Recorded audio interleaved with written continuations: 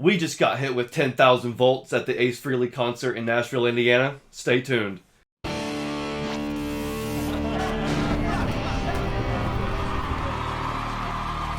Welcome to the Kiss Army Things podcast. My name is Xander. My name is Daphne. This is episode 83, and so finally we got to see Ace live.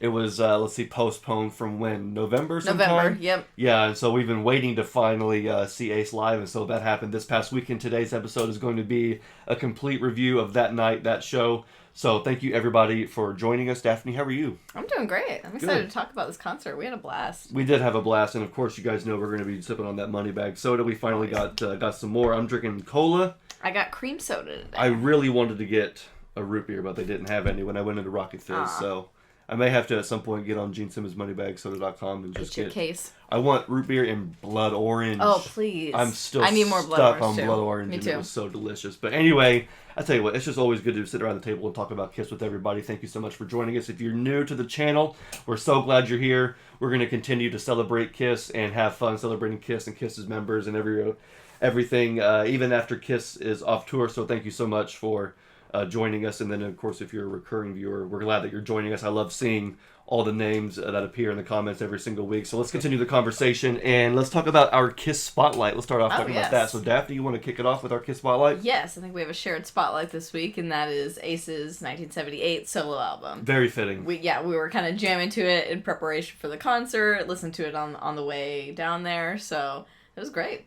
Yeah, it's the only Ace album, I'll be honest, it's the only Ace album that I actually have. Yeah. I think Jeb has a couple of his more recent solo albums, but I only have the 78 solo album. But it was very fitting because even though it's only 30, 40 minutes long, it was only a 30, 40-minute drive, it felt like, because the venue was so close. Yeah, it was weird. We're so used to going, bare minimum, an hour and a half, and then upwards of 5-6 hours for concerts. So it's kind of cool going somewhere a lot closer to home. Especially being in the middle of nowhere where we are. So, yeah, I was kind of surprised that it was so close. But anyway, so as far as the Kiss Spotlight goes and Ace's solo album, we have now listened to 2 of the solo albums in January. I know it's now February. We're getting into February now. But it's crazy how we usually don't listen to the solo albums except for maybe around September, around the anniversary. But so far in 2024, we've listened to 2 of the 4 solo albums. Yeah, apparently we need to have a Gene and Peter moment, too, to round it out. Maybe not. Maybe not. I don't know. But it's just crazy how so far we did choose the best 2. Yeah, we listened to Paul's birthday for his birthday episode, listened to Ace's for the Ace show, which was very fitting, like I said. And I knew that he was going to be playing some of those songs. Or I was hoping that he would play some of those songs. And it was just a matter of which ones. And so, yes, the Ace solo album is what got us to the venue. And so let's go ahead and talk about the venue because we saw them at the Brown County Music Center in Nashville, Indiana. And this was a venue that Jeb had been there before. Yes. But we had not. And unfortunately, Jeb was not able to make it, which was unfortunate. So we all had tickets. Actually, we were given tickets for this show. We were. Very graciously given tickets by our good friend Darren Smith. And so, Darren, if Shout you're out. watching, we know you are. Thank you, man, so much. We seriously appreciate it. It was awesome. If it wasn't for you, we wouldn't have been able to go to the show. We wouldn't be doing this review. We would not have had as much fun as we did. So thank you so much for that. And he had messaged me a while back, asking, hey, I'm going. Are you guys going? It's so close. And at the time, I was like, we really want to, but just with where we're at and where things are going, we might not be able to. He was like, I'm getting tickets and I'm sending them your way.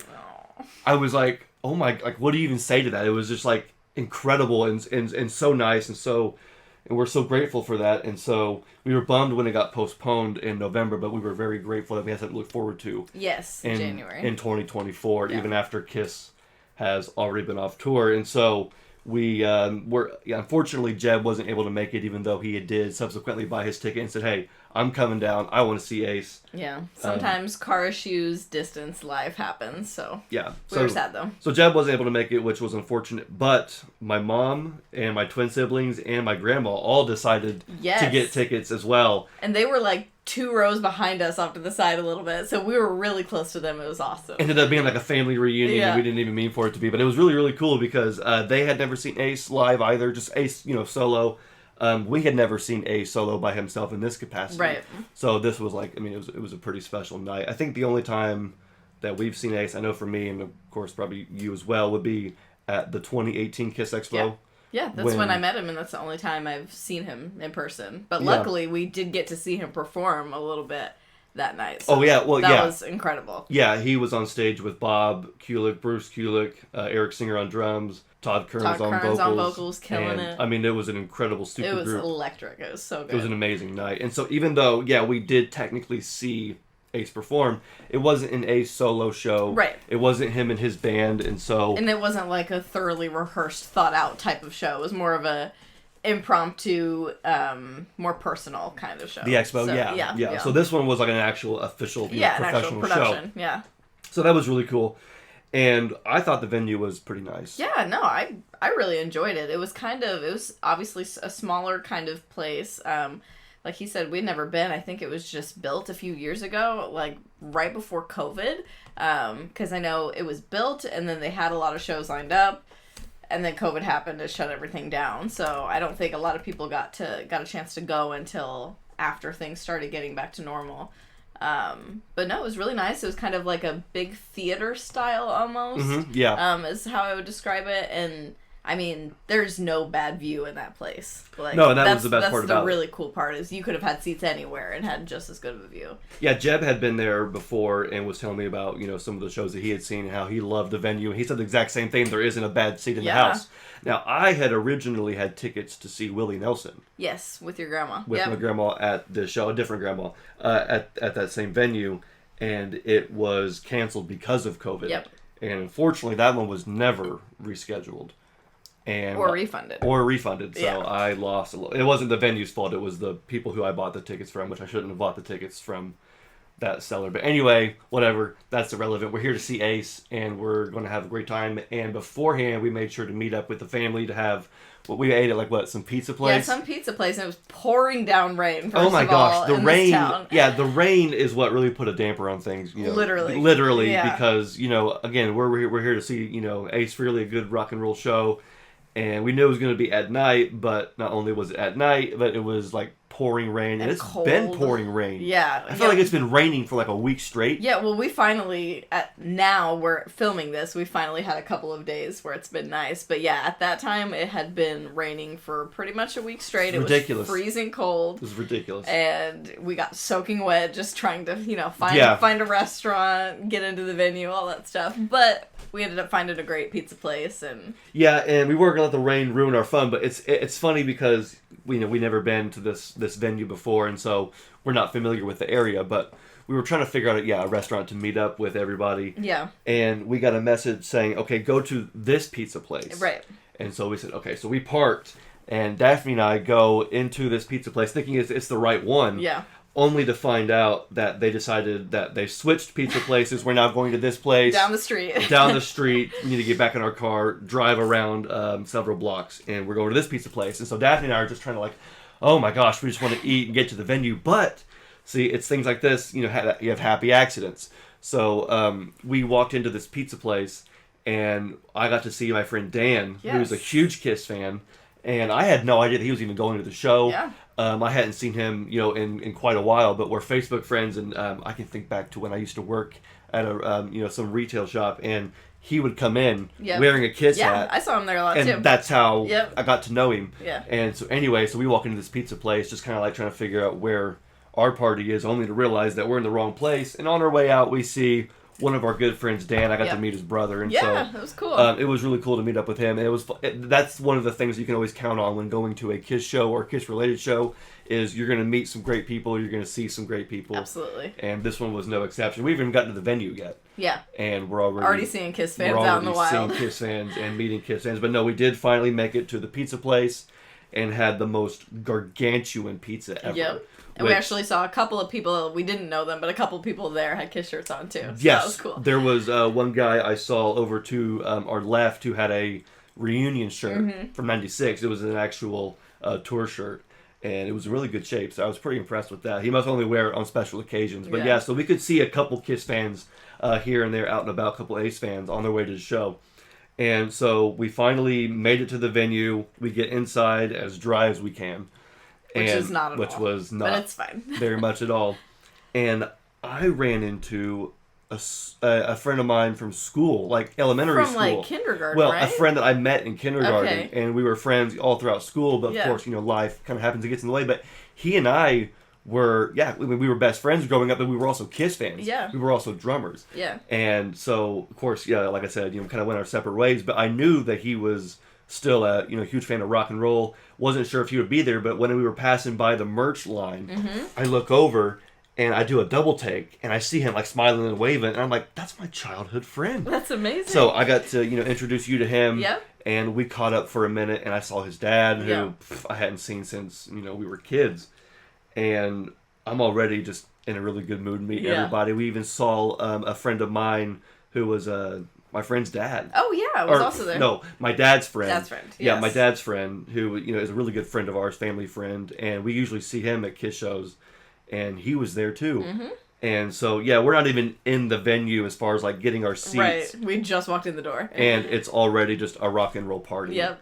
And so, I mean, that I think is one of the best parts about these events, is getting to see people.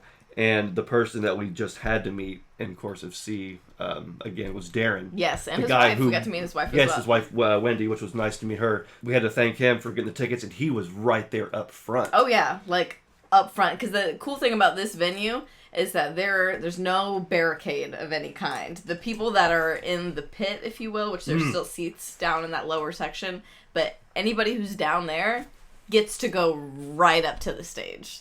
Like, Which is pretty cool. And most modern venues do not have that as an option for understandable safety reasons.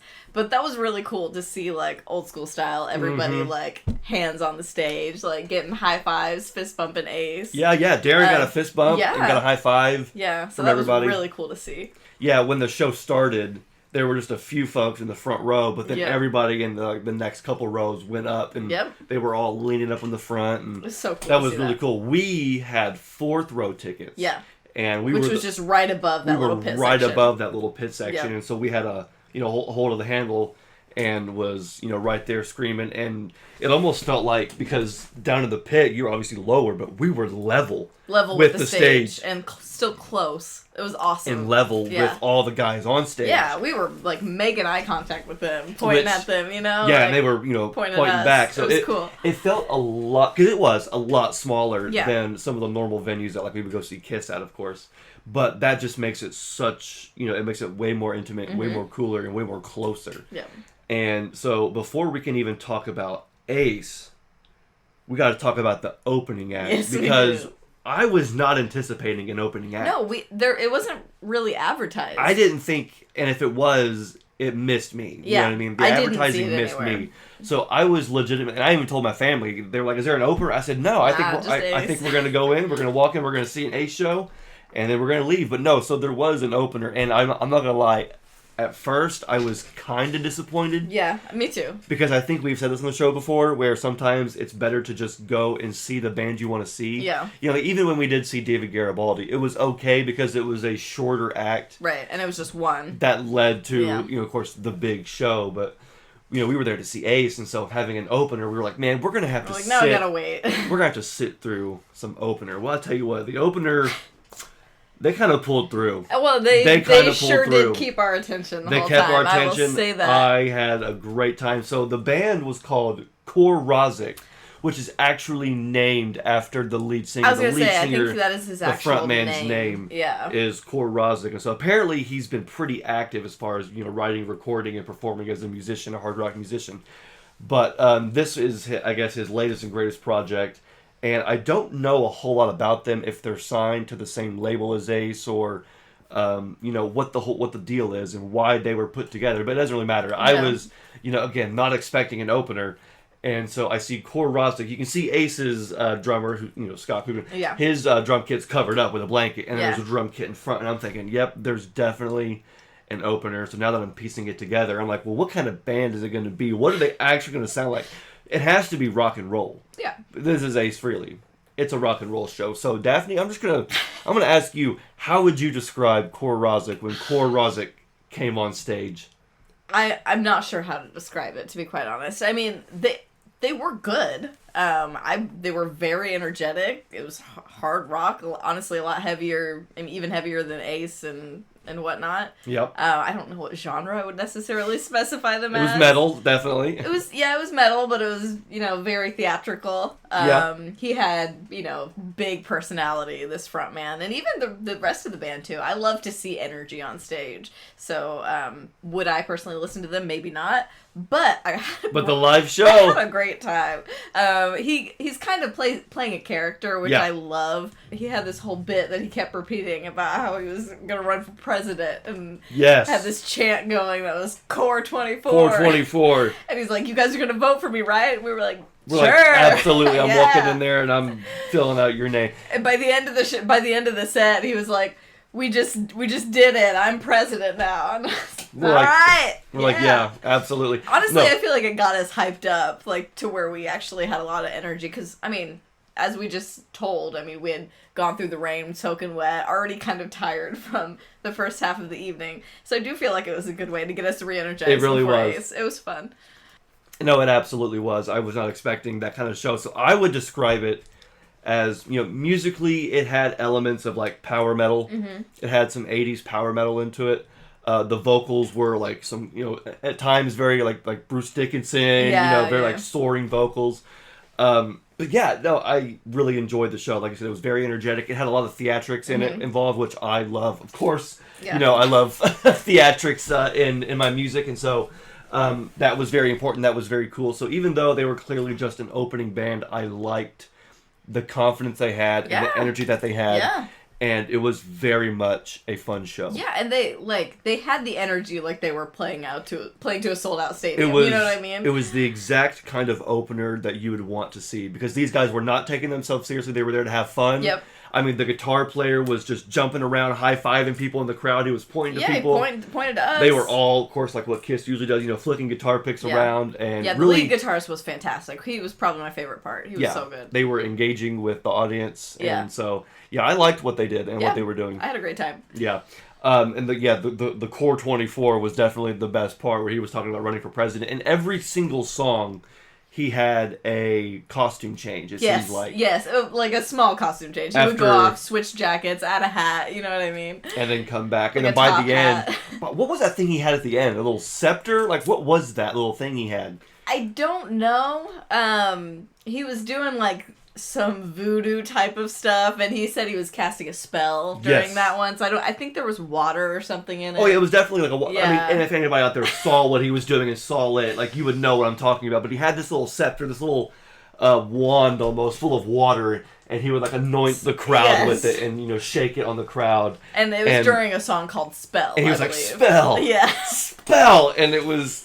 I mean, it was really fun. I'm getting water going, you know what I mean? I'm getting water all over me, and that was great. Ace hasn't even walked on stage, and it was just like, you know what? We're just here to have fun. Yeah. You know what I mean? It was fun. And I mean, this place was very, very small, and it wasn't even sold out. No, unfortunately. It was a very, very it was only like half full, but you don't need it to be full to have a good time. Yeah, well, because even though it was half full, the energy was still there. Yes, I feel like the crowd was very energized, and it did feel like a bigger crowd than it looked. Yeah. We were kind of wondering if maybe it had been postponed before because of low ticket sales. I think that there is no verification on that, but we looked at ticket sales when it was postponed and saw kind of how low they were, and then we saw tickets before the show actually took place, and it really wasn't that much different. Yeah. And so we were wondering, is it going to happen? And no, luckily it happened. It took place. Everybody showed up, and the guy was even like, "Are you guys ready to see Ace? Yeah. Who's on next?" And we're all like, "Ace!" And didn't he say that he grew up like 5 blocks away from where Paul Stanley? Yeah. He was talking about how he grew up in Queens, 5 blocks away from where Paul lived, and how he grew up listening to Kiss, and how being on tour with Ace is like a full circle moment. Yeah. So that was a pretty cool rock and roll moment. Yeah, and something funny that started with Core Rozzik, but then Ace ended up saying it as well, is obviously we were in Nashville, Indiana, not Nashville, Tennessee. Yes. But Core Rozzik comes out here and he's like, "Man, I thought we were going to like actual Nashville, Tennessee," and I didn't even know there was a Nashville, Indiana. So, hi, Nashville number 2. Yes. And then turns out Ace thought the same thing. He had no idea that he wasn't going to actual, like, Music City, Nashville, Tennessee. Yeah, it was kind of funny because, like, Hilarious. I don't know why. Somebody must have just forgot to mention or emphasize Indiana. Yeah. But yeah, I mean, it is kind of, when you hear Nashville. And when you're on tour for so long, you're kind of just like, take me to the next city. Like, just going through,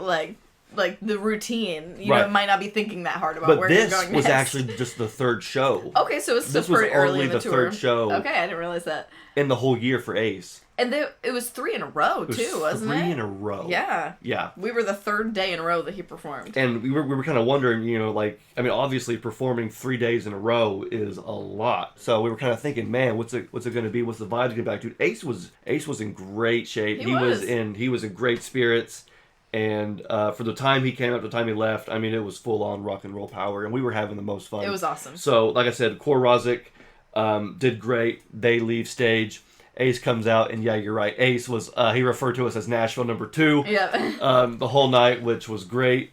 But it seemed like Ace really had a good time at our show. He even said that we were one of the best crowds of the whole tour, the most energy. Yeah, he said and out of the 3 we just played, this was the best one. Yeah. So sorry to those other 2 towns. Now, does that always happen in Indiana? I feel like in Indiana, I feel like something that Kiss has said before as well. Yes, whenever we see him in like Noblesville, they're always like, "This is the biggest crowd on the whole tour." Now, I know that some bands will gas people up every show, you know, right, and say you things guys like are that. animals, you know, whatever. But like, it's always like really genuine. Yeah. When people come here, and it's not just Kiss. Yeah. I think when I saw Slipknot said, "You guys are more insane than the guys back home in Iowa." You know what I mean? Yeah. And metalheads from Iowa are pretty hardcore, and so to get that kind of like acknowledgement from Corey Taylor from Slipknot, right? You know what I mean? So cool. It's not just a Kiss thing; it's just a Midwest Indiana thing, man. Yeah, and people show up and they show out. They do, and I don't know if it's just because we're bored of the Midwest,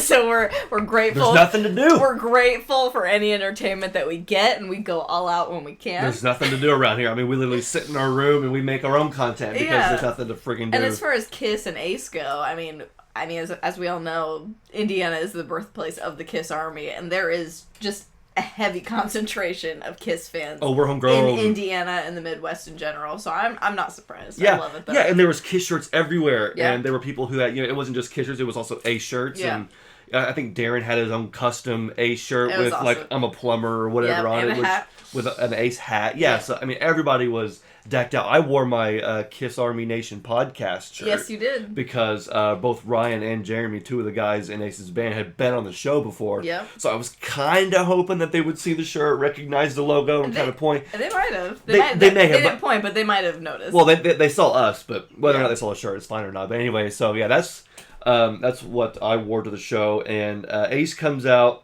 and they open the show with "Shock Me," which kind of shocked me. Yeah. No pun intended, but also pun intended. So let's go ahead and we're going to run through the set list now. Yeah. And talk about Ace's actual show and the song selection and just how awesome it was. And so he opened up with "Shock Me," which I was not expecting. Obviously, Ace is going to play "Shock Me" at some point. Right. But I legitimately thought that it would be one that would be played halfway during the show, 2/3 of the way during the show. Or even as an encore. Like, that's a big one. You know know what I mean? It's going to happen. Yeah. It's just a matter of when. Right. And he started off with "Shock Me." So that's how you know you're in for a good one. And I'm so glad that he did that, because it really started off with a bang, and I feel like set the tone for the rest of the show as far as energy levels in the crowd. Because one thing we were kind of wondering about is how much people would stand in this type of venue. Okay, yes. Because, like we mentioned, it is a pretty small venue, more of a theater style with the comfy seats and everything. And so we were... And most people are at the age where they probably don't want to and they just sit in line. Or maybe just can't stand for that long. Makes sense. So we were wondering, because, I mean, obviously we prefer to stand at a rock concert, but we were just wondering what the vibe would be. Yeah. And right at the beginning, right before they started "Shock Me," I don't know who it was, but some guy on the mic was like, "Everybody on your feet!" And most people, now there's still some people here and there that sat down, but most people did stand up, and we stood the whole show. Yeah. And I feel like playing Shock Me just got everybody super hyped up, and it stayed that way throughout the entire show. Yeah, because we were sitting down for Core Rozzik. And Yeah, again, we it was one of were. those And most things people where were. you just kind of feel it out. Like most people probably wouldn't care. You know, if you want to stand at the show, you're going to stand at the show, and that's totally fine. I was thinking that I don't want to be disrespectful to those around me. Yeah, if and we're be the only only ones. people standing up. Yeah. Not that I would feel weird, but I would hate for someone else to just, you know, around everybody around me and behind me. Right, to not be Because able I'm to 6 see. foot, I'm 6'1", you know what I mean? Yeah, So, exactly. So, and I've had people in front of me who are super tall at concerts block my view, and Right. so I try to be conscientious in that way. Mm-hmm. And so we were kind of thinking, okay, nobody's standing really during Core Rozzik. They did get a standing ovation from at some the of end, us. Yeah. And as soon as the guy came out and you started to hear not the Kiss hum, but a similar sort of like, okay, get sound. hyped up, get Yeah. ready, you know, space sound, space Right, Ace sounds. yeah. The guy said, on your feet, you wanted it, you got it. Yeah. Here he is, Ace Frehley.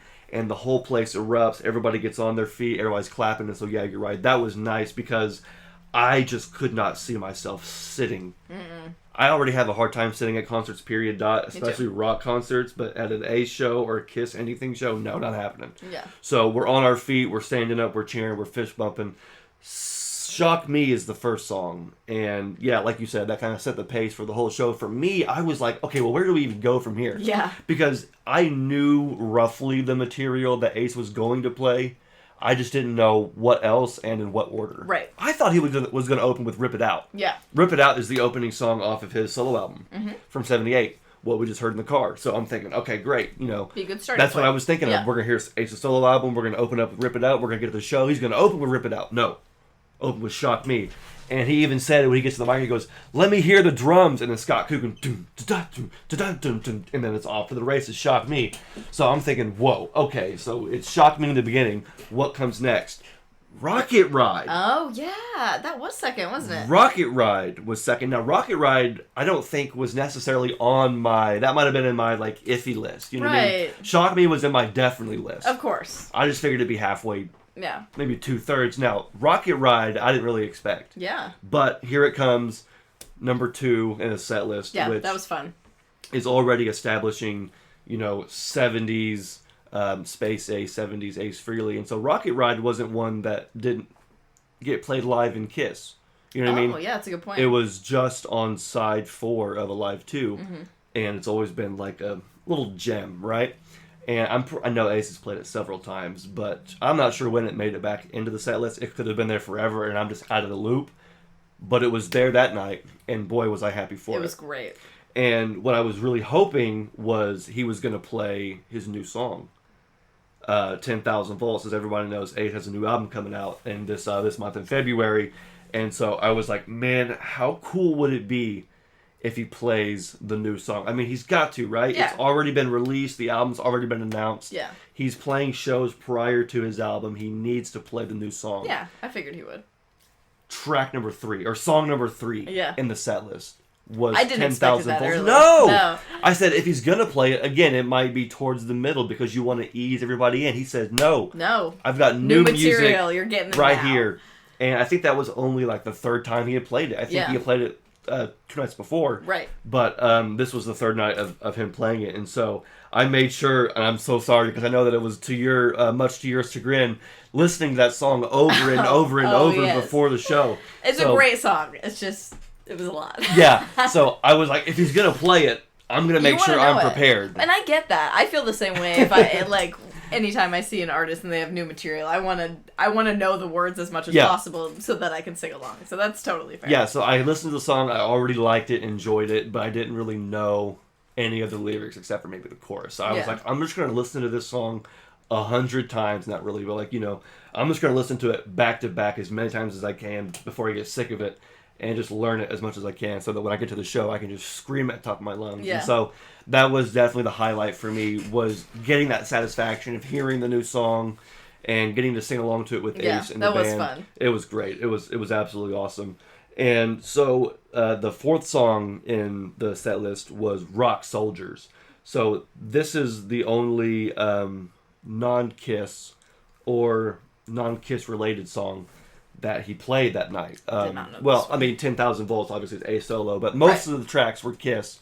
and we got some Ace solo. This was the only Frehley's Comet song that we got. Yeah. So Frehley's Comet, you said you didn't know the song. I did not know the song. I enjoyed it, but I had never heard it. Yeah, and I wanted to listen to the song in advance so that you could, because this was one too where I was like, he's got to play Rock Soldiers, because that's the one that I'm not really well versed. Jeb again is, but I'm not really that well versed on any Frehley's Comet. Okay. But Rock Soldiers is the one that I know and have known for a long time. So I was really hoping that I think they played it when we were at the Expo in 2018. Did they? When, so I have heard when it. Frehley's Comet reunited. I just don't remember. Yeah, because the whole band for the first time reunited at that night. That makes sense. And they played it that night. That's really cool. So it may not have been as familiar to you. Yeah, I don't think I've ever heard the track itself. Bingo. But cool to know that I have seen it live. It's just been from the actual band 6 or 7 years ago. Exactly. Yeah. So I was wondering, again, if and when he was going to play that, and here it comes, Rock Soldiers. And this is one of those things where I started to realize that there were certain things about an Ace show that you get that you don't get from a Kiss show, or maybe haven't gotten from a Kiss show because he's not in Kiss anymore. And this is one of those Ace particular things where, and again, I know you were kind of out of the loop, but I forgot all about it until I was in the moment. And during the song Rock Soldiers, Ace stops and he goes, "So what's the devil going to do?" Oh. And the crowd's supposed to respond, "The devil has to play without an ace in his deck," because that's the lyric. Yeah. And so you got a bunch of grown dudes just, "He's got to play without an ace in his deck." And I'm just like screaming at the top of my lungs. That's so awesome. And Ace is like, "That's right. I love He's got to play without an ace in his deck." That's and so good. Of course, as the song finishes. But that was one of those moments where it's like, yeah, that was cool. Yeah. That was cool. Getting to shout that out. And so we get into some more Kiss songs after that, which was Love Gun. Mm-hmm. And now, who sang Love Gun?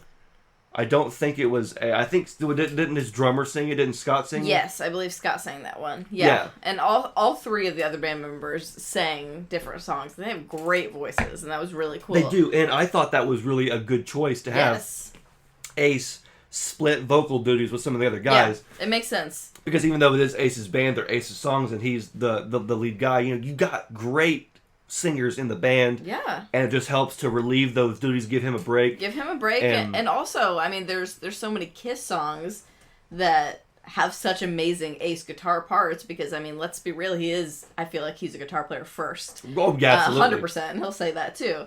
Guitar player, then a songwriter, then a vocalist. So that's a great way to still showcase, these iconic Ace solos and everything. Yeah. And give him a break on vocals.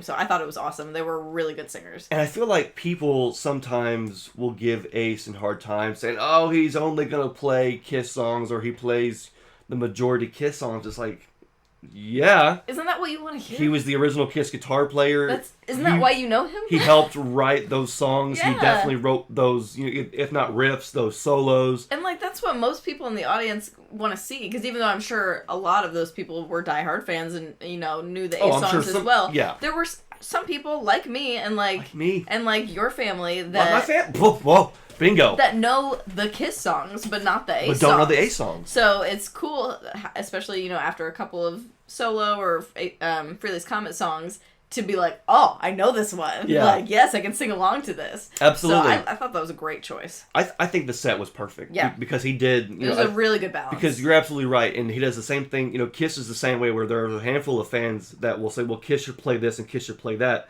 But not everybody knows those songs. Right. And so when you have a set like Kisses or a set like Aces, literally everybody at every level is going to have a good time. Yeah. Because you're right. I mean, you didn't even know Rock Soldiers as well. No. I did, but that would have been the only Frehley's Comet song that I would have known.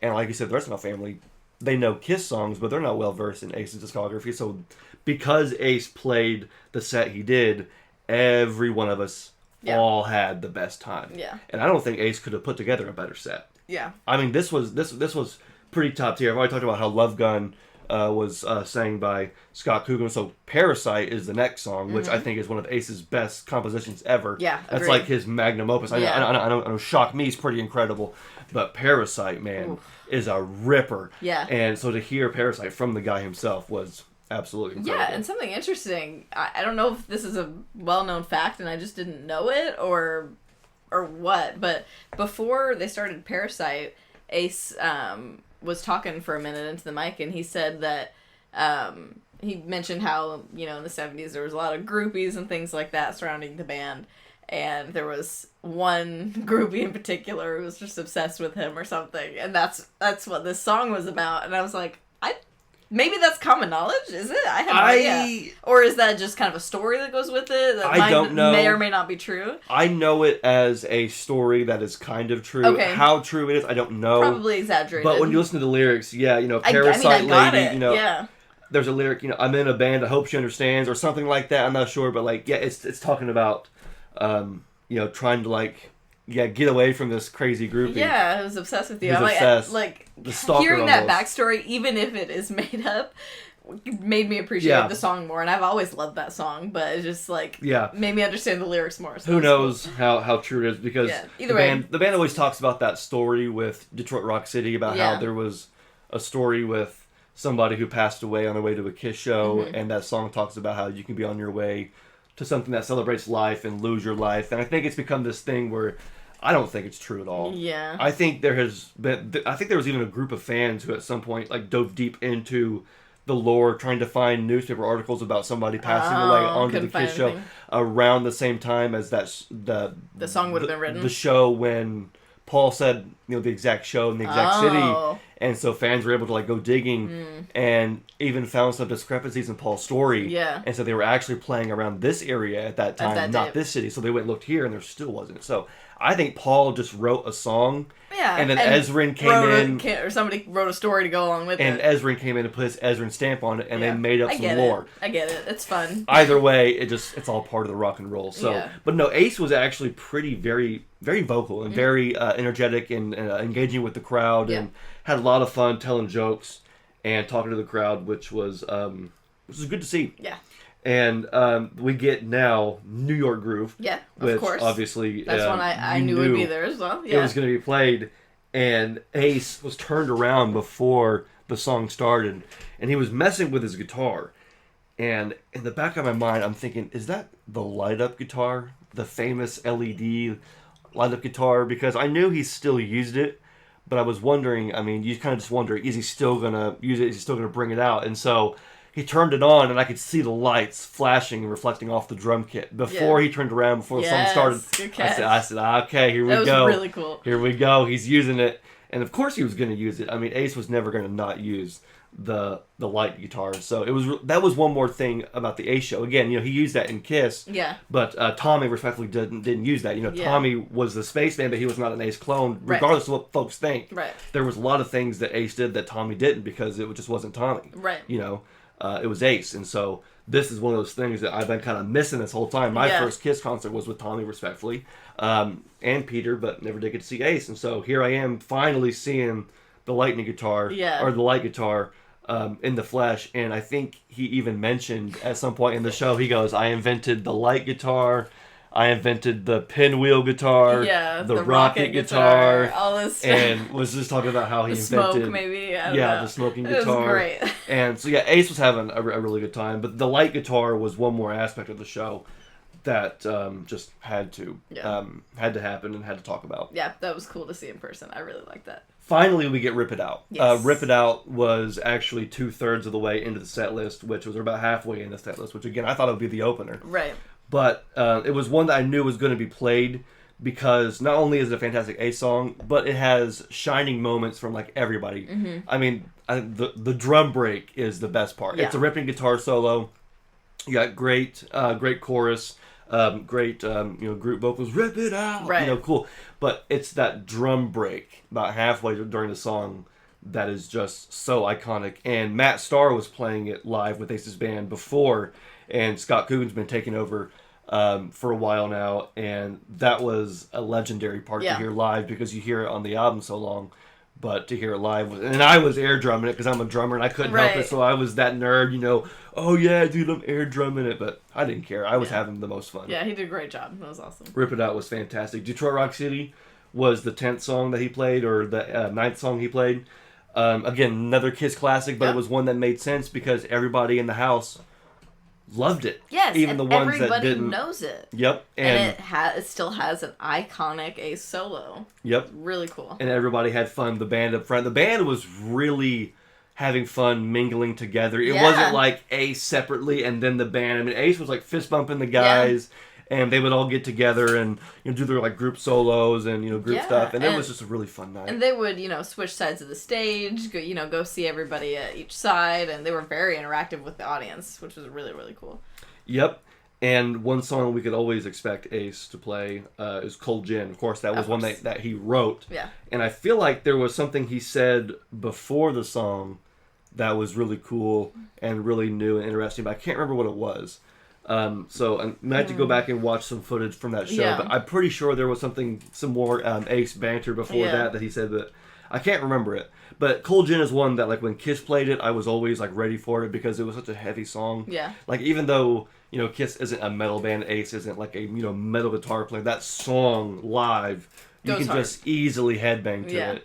And so to hear it live from, now having heard it live from both Kiss and Ace, I feel like now it's complete. Yeah, that makes sense. I have the complete, even if I don't drink Cold Gin, I have the complete Cold Gin experience. Yes. If you will. And so following that was the iconic Ace guitar solo. Mm-hmm. And this actually came later in the show than I thought. Same. Because I kind of, at a certain point, was wondering if he was going to have the big, long, extended solo and do the smoking guitar. Yeah. Because that was one thing I didn't tell you. Yeah. I didn't tell anybody in the family about that he was going to do the smoking guitar. Yeah. I was wondering, did you know that he was going to do that? Was you thinking about it? I was not thinking about it. I knew that it was a thing that he had done. I've seen pictures of it. I've seen clips of it in the past and in Kiss and everything. But in videos. Yeah, but I didn't know that it's something he still did or would do. It was not on my radar at all. So that was really So when cool. smoke starts coming out of the guitar. And one of the things he did say before Cold Gin. Oh, I'm remembering. Oh, yeah. Okay. Yes.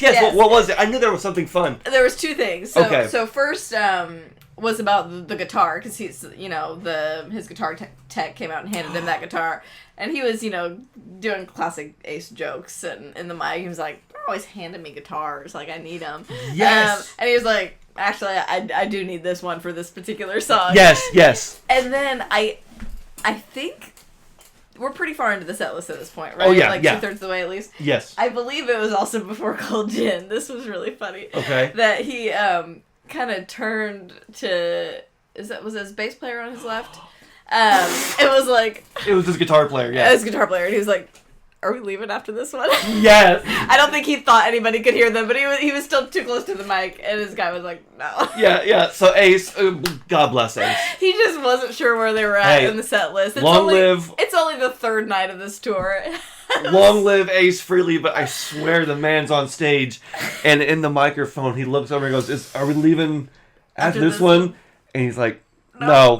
Sorry. Oh, and then he was like, I'm just having a conversation with my guitar player. Don't worry about it. Yeah, Ace is like, I'm just talking to my guitar player. Don't mind us. And it's fine. And it was just the most Ace thing ever. And, I correct him. And so, he goes into, yes, thank you. I'm so glad I knew it would come to I knew there was something that happened before Cold Gin. Yeah, so anyway, so here we are during the extended guitar. And I got a video of the solo, too, of him playing guitar. And then the smoke starts billowing out. And that, to me, was like Gene's fire breathing. Yes.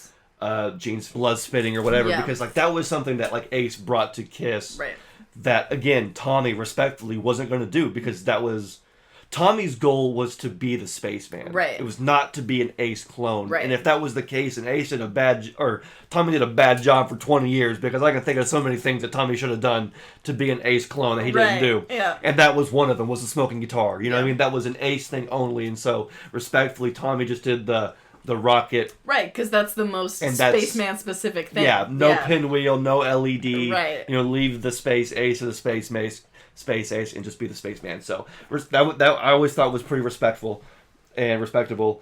And having said that, though, it was always a bummer not getting to see that. See it, yeah. And having seen so many clips. So here I am, seeing Ace, his guitar's billowing smoke, and he did the right thing by going from stage left to stage right. Yeah. And here he is, from me to almost that wall right there, maybe a little farther back, but Ace is right there. He's holding his guitar up, the smoke's coming out. Spreading it all around. It's so cool. And it was pure rock and roll fun. So at this point, I mean, I know the show's about to end, and he gives us one more gem, one more song that I did not think was coming.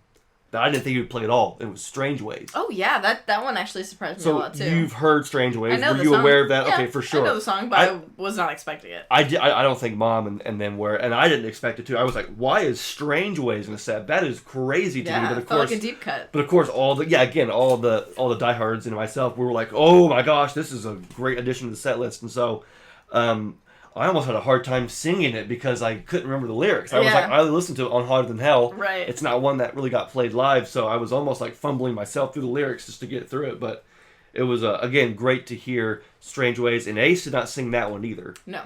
Peter sang it on the album, but I'm pretty sure it was Jeremy. I think Jeremy, the guitar player, is the one who sang this one. Yeah. And which song did Ryan sing? I think Detroit Rock City. Yeah. Yes, Ryan sang Detroit Rock City. Yep. And Jeremy sang this one. So that was, again, really cool to have everybody trading back on vocals. But Strange Ways was one that I did not expect and was glad to see it in the set list, even if it was towards the very end.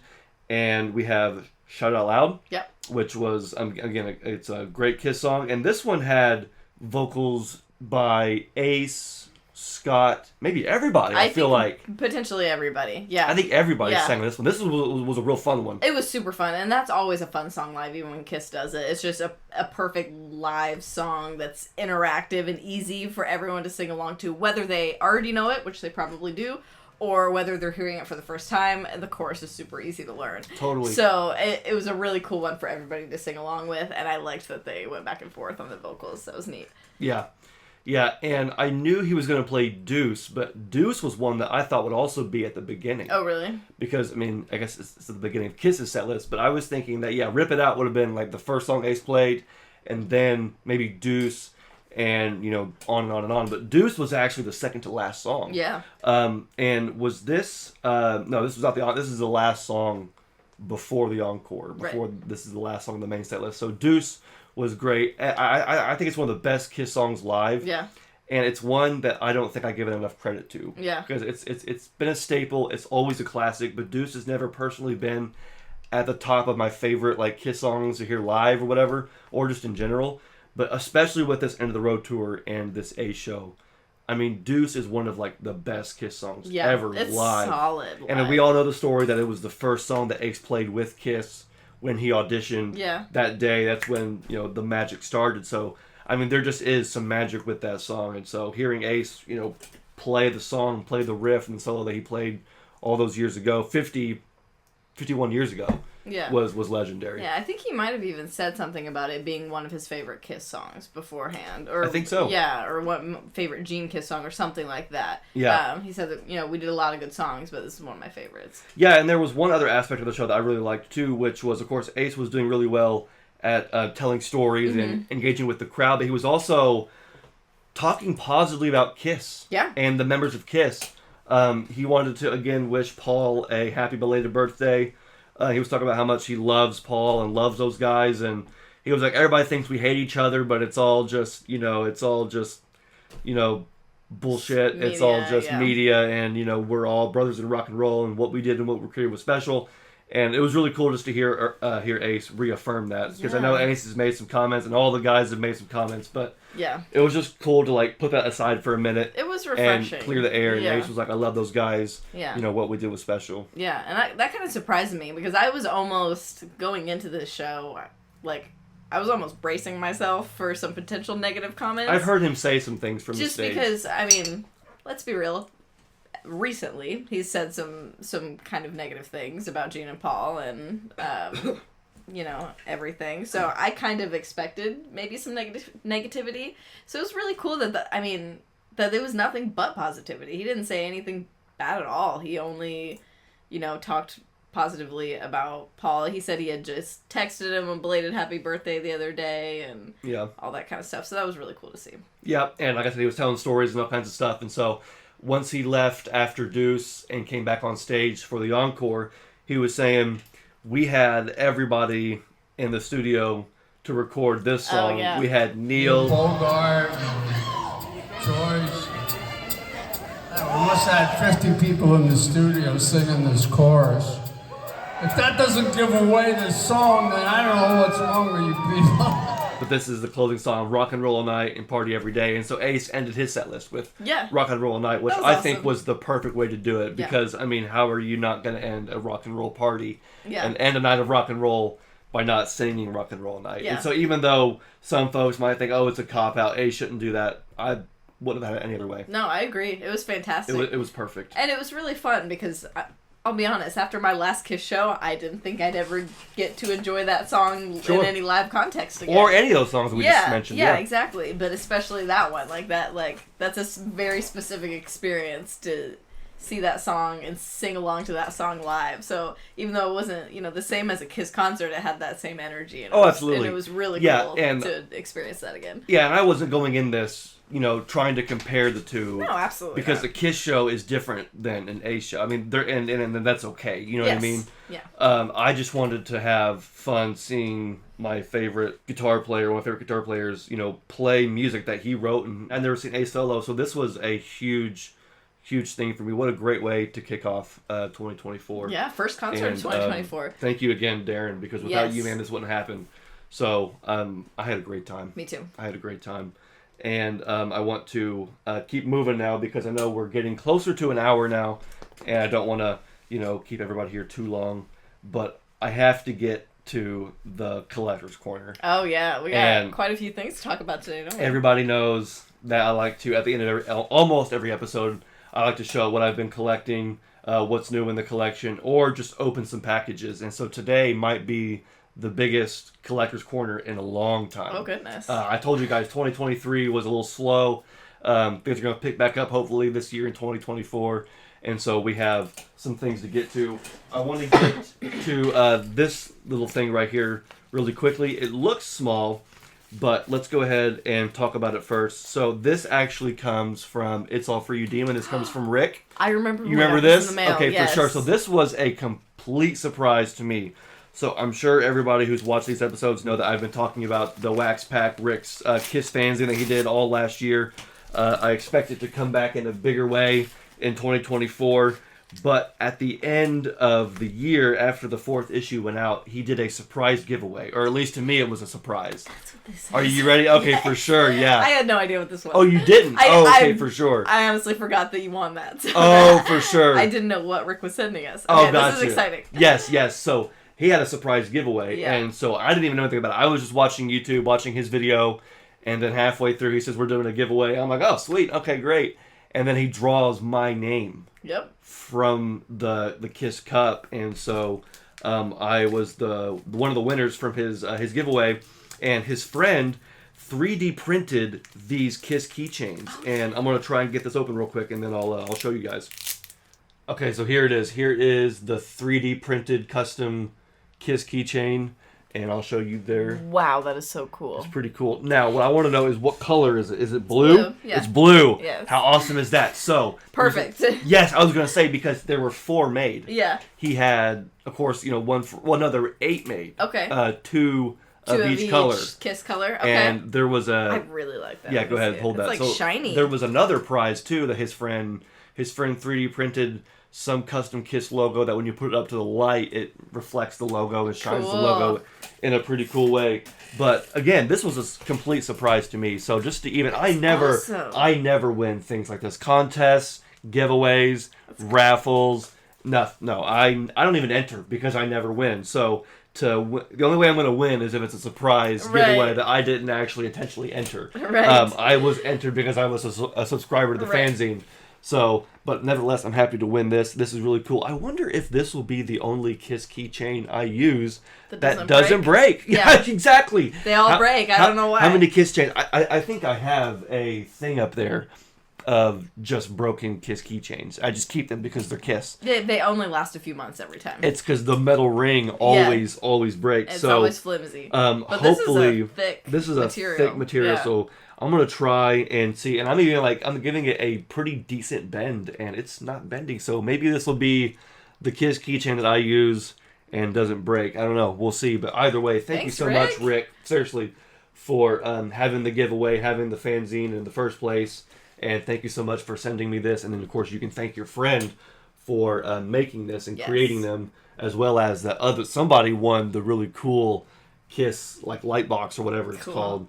But I got the keychain. I'm happy for it, and so I'm gonna put that right there. Actually, I wonder if it'll fit right there in front of the Kiss logo. There we go. Perfect. Cool. Now this is really special as well, and it has a story with it. So Okay. I'm gonna tell you what it is, and then I'll give you the backstory. So this I'm excited. comes from Tom Higgins from Classic 78. Do you remember that group that we were listening Yes. to that creates original music in the Yes. style of Kiss? Okay, so we have a package here from the guy himself. So I'm going to explain what Classic 78 is to everybody, and then I'll tell you the story, and then we'll open the box. Oh, I I'm feel like excited. most people are aware of Classic 78, but I don't want to assume anybody or everybody is, so I'll just briefly explain. So Classic 78 is a group of maybe like 3 guys, okay? Great musicians. They're huge Kiss fans, and they write, record, and create music, Kiss music, in the same vein that they would have in 78. So when you hear their music, you never heard any of the songs before. They're original songs. They're original songs, but they're written and recorded and played in such a way that it sounds exactly like something Kiss would have done around Rock and Roll Over, And Love even Gun. the vocal performances are incredible. It's not like, just songwriting and it sounds playing. like Paul Stanley singing to me. They can sing like Paul. They can sing like Gene. Like you listen to these songs and you feel like you're hearing a Kiss song that never got released somehow. Yeah. You know what I mean? Like it feels like that. It's And- a fascinating concept that I honestly didn't really know anything about until recently. So Exactly. It was really cool. It's to been show me very intriguing to a lot of Kiss fans because Yeah. it's scratching a particular itch that they that. never knew they had. Exactly. Like Because- we don't get new Kiss music, especially not that sounds like Well, yeah, I was the gonna say, 70s. I want new Kiss music, but a lot of fans, they want to hear new Kiss more music 70s style. from the Yeah. classic lineup right as they were just, getting going before the solo albums and Dynasty and Unmasked and all that. And so Classic 78 brings that to the table. So now that you guys know, so go check them out. Check it out. They have It's a really cool website, stuff. a Facebook, I think. I don't know. Just look up Google Classic 78. They'll come up, promise. But they messaged us months ago, almost a year ago. Okay. And I just somehow missed it. Which I try to see every comment, every message. I do my best to talk to as many people as I can and message to as I can, and I just missed this one. Oh my gosh. And I don't know what a message how. to miss. What I know, the one time I miss a message, Yeah. it's from Tom from Classic 78, and so I forget what prompted me to go back. Something prompted me to go back and read my messages and find out. I think it was like some other link somebody had sent me a long time ago. Yeah. But while I'm searching, I see a message that is clearly unread, and I see Tom Higgins, Classic 78, and I'm like, wait, what? So I read it. He says, hey guys, watch your show. Love what you guys do. Celebrating all eras of Kiss. Great job. Keep it up. If you want, I'll send you some stuff. Keep up the good work. Have fun. And I read it and I was like, I cannot believe that I just ignored him. Just ignored it. Ghosted it. Didn't even leave him on red. Didn't even open Yeah, it. and this has been a few months. So I went ahead and responded back. I said, look, I am terribly sorry that I did not see this. Merry Christmas, Happy New Year. Thank you so much. I felt weird saying this, but if the offer is still on the You table, still want to. if you still want to send stuff, that's great. If not, no worries, that's fine. But that was it. That's all I heard. Yeah. All of a sudden, this box shows up, No way. and I is so cool. am I'm so really excited. to get into this. So I went ahead and took off this part right here. So in the box, we have a letter. It says, to Xander, Daphne, and Jeb. Aw. Keep up the good work. Enjoy. CDs and teas No inside. way! Tom Higgins, Classic 78. Okay, so this That is like... so cool. So this is like a classic. He didn't like... Aw. Oh, wow. Oh, he hooked us up. Wait, we got 4? We got 4. Xander, Daphne, Ooh, Jeb, and then somebody else. I was gonna say maybe set that one aside for a This future will be giveaway. a future giveaway. Hey, Tom knew it too. He was like, ah. No, okay, so here we go. We got 4 copies of, I think this is the newest album. I think so, because I remember this. This album cover is the coolest Yes. thing I've ever Yes. seen. You The gotta check this Classic out. 78's Kiss fan. I mean, I'll put a better picture of it on the screen so you guys can see it. It looks like it was done by Claudio Bergerman, Bergman. who designed the front cover here. So really it is awesome gorgeous artwork. because the album is called Phantoms, which obviously is a nod to Kiss Meets the Phantom.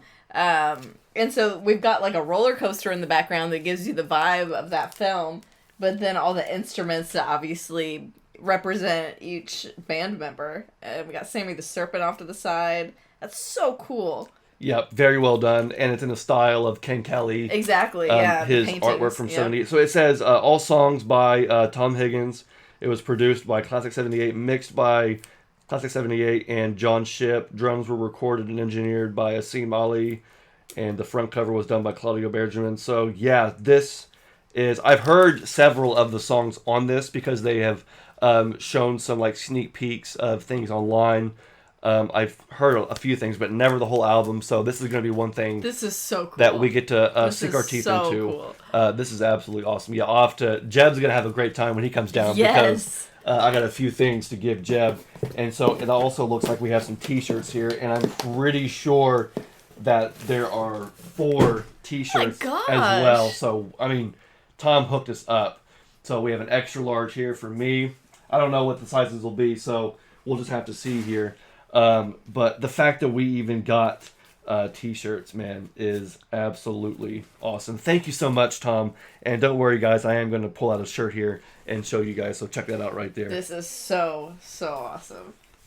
Thank you so much, Tom. This is really cool. So yeah, I mean, there's the logo, guys. You guys can tell exactly what they're going for there. Boom, classic 78, rock and roll over, right in that sweet spot from the original Kiss era. I love it. And I mean, Tom did not have to do this, man. This is so generous. Thank you so much. I'm so glad that we have this show because you just get in contact with some really cool people.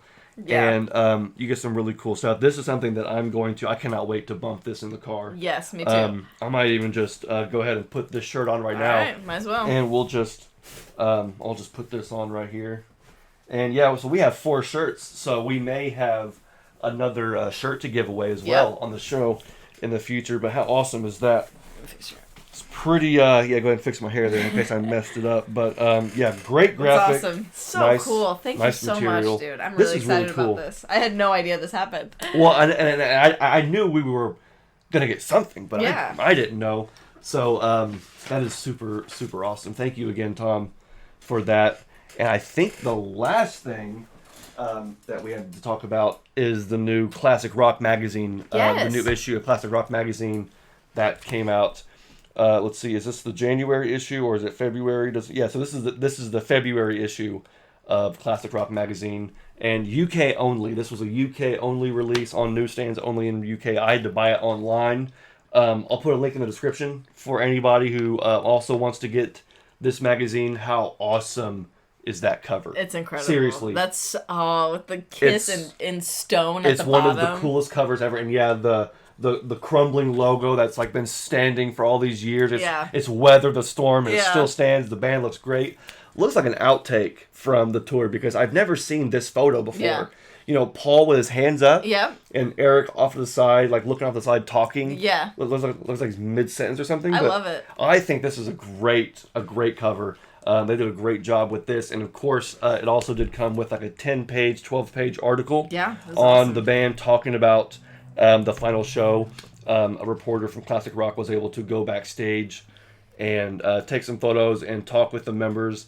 And so I know you read this. I had you read this before we started filming. Yeah.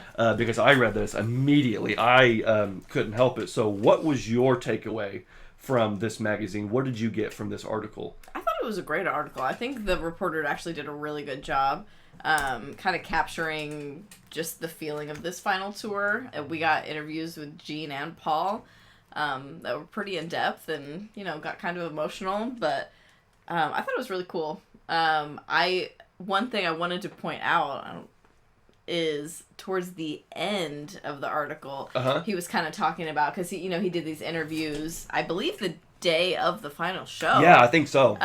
So he was talking to Gene and Paul on December 2nd, like the same day that they were putting on this final show in New York. And so once we got past those interviews, he was talking about the show itself and kind of the pre-show energy, and seeing some of the people backstage, running into like Sebastian Bach and all of that, which was cool. But one thing that I caught that was really interesting is how he mentioned that a lot of the Kiss crew backstage were making allusions to something they called the Phoenix Project. Yeah. Which I didn't really catch that. Yeah, which obviously was kind of alluding to the whole Avatar thing that would be revealed later that night.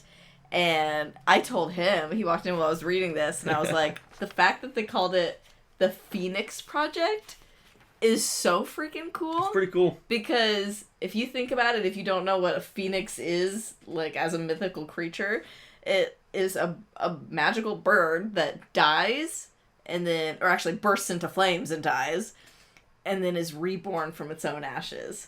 Which I think is just the coolest metaphor for what Kiss is trying to do here. Like, it's pretty good. The live band is done, but immediately born from the ashes. As soon as the smoke clears. Yeah. We have the next era. So I thought that was a really cool little code name. Yeah, and so my takeaway from it, because this to me like puts a cap on the End of the Road tour. Yeah.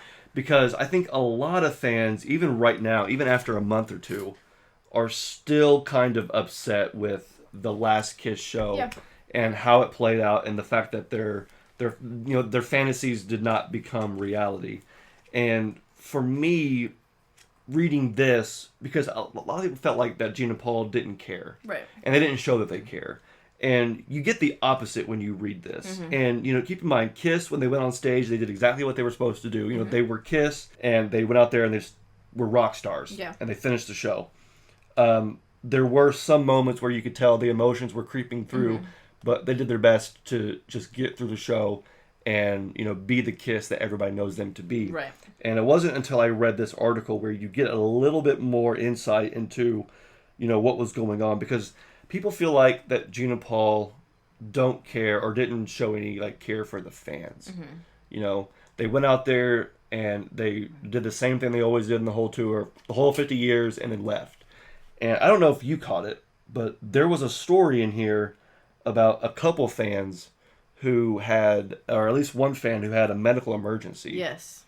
Now, you read it more recently than I did, so tell that story real quick about what happened with this fan and this whole medical emergency. Yeah, so the story, as I remember it, is there was a couple, I believe, that was coming to meet Gene for the Axe Base experience. Okay. And they were making, I think, a long drive, maybe cross country, to get there. And they were in some kind of really serious car accident on the way there and totaled their vehicle out of state. And they're in New York? Had to go to the hospital. I guess probably just to make sure that they were okay. Luckily, it seems like they were, even though their car was not. They're kind of stranded, but they literally went.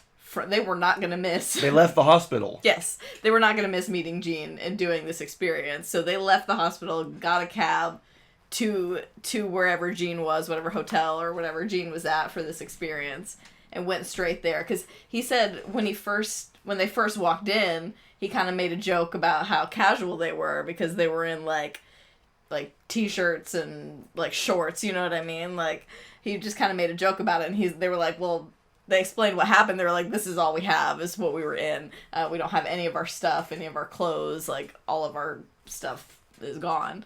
And so Gene actually ended up putting them up in a hotel and doing all these nice things for them. Yeah, Gene took care of them, got them a hotel, did some few extra things for them, and made sure that they were taken care of. Yeah, and I thought that was a really cool story. And Gene, in the article, was going on about how he couldn't believe how, these folks were going through something real in life, and decided to ditch that to go and to meet Gene and to jump through all these hoops. And Gene said, for these guys to jump through all those hoops just to meet me, it would be wrong of me not to give back and do something for them in some way. And so I think, meanwhile, fans are worrying about what songs they did or didn't play and what names were or weren't mentioned, and how Kiss doesn't care about the fans. Yeah. Meanwhile, Kiss is caring about the fans. Right. In a very big and very real way. There's real stuff happening behind the scenes. And I've known other fans, too, who have had medical emergencies. Yes. And have had Gene, take care of them in a very real way. This is not the first story like this we've heard. No. By far. And I just think that it's all about perspective, people. Yeah. And we can sit at home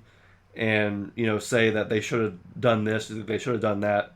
But what they did do was enough. Yeah. And I encourage everybody, if you can, to get a copy of this magazine.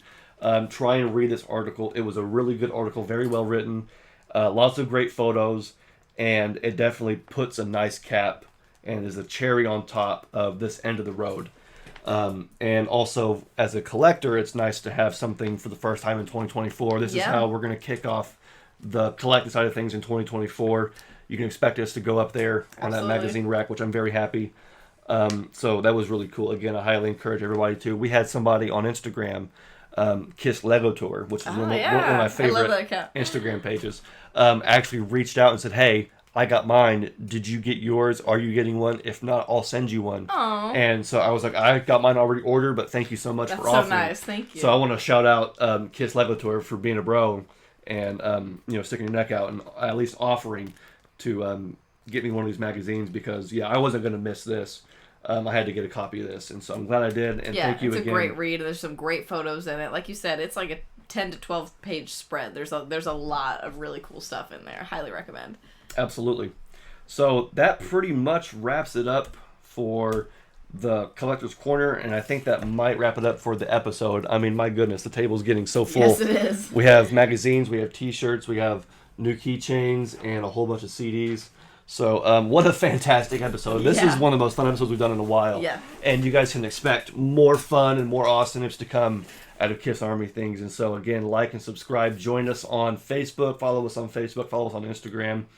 And thank you guys so much for joining us, talking about Ace. What I want to know from you guys is, have you guys seen Ace? Were you there at the Nashville show? Yeah, let us know. Surely somebody, there were a couple people who were commenting on the Facebook page who was like, oh man, I wish I could have met you. And I was like, I wish I could have met you too. You know, so I know there were some folks who maybe were actually at the show with us. And so if you were, let us know what you guys thought of the show. Let us know what you think of Ace's new song. I think Ace has another new song coming out very soon. Yep, it might already be out by the time this is up. Oh, okay. Walking on the Moon or Man in the Moon or something like that. I think a new song is coming out and will already be out. So there's going to be a lot to look forward to from the Ace camp coming up. Maybe we'll get the album and we'll do a review. I'm not sure yet. We'll see. But like I said, I want to know from you guys what you guys think of the new Ace song, and if you guys were there at the show. Thank you guys so much for watching and listening. I really do appreciate it. Daphne, is there anything you want to say as we're wrapping up? No, I had a great time. I think this was You had a great time seeing Ace? Yes, I had a great time seeing Ace. I had a great time talking about Ace today, celebrating him. It was just a good time. Yeah, and I'm hoping that maybe he'll come back around again, because if he does, I will not miss that show. Yeah. And if he is, you guys have to come out next time and see us. Yes. So in either case, we'll see you in episode 84 of the Kiss Army Things podcast next time. Until then, my name is Xander. My name is Daphne. Rock on and peace out.